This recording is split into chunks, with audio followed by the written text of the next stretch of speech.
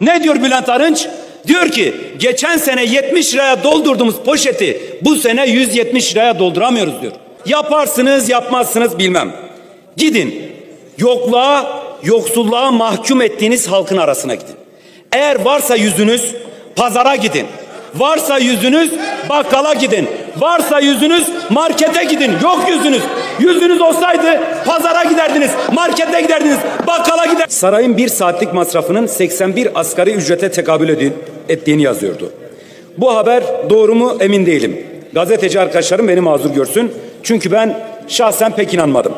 Sarayın lüksünü her gün gözlerimizle görüyoruz. Her şey tüm çıplaklığıyla ortada.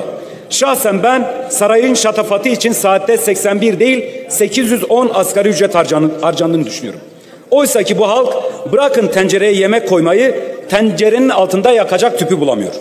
Tüpünü değiştiremediği için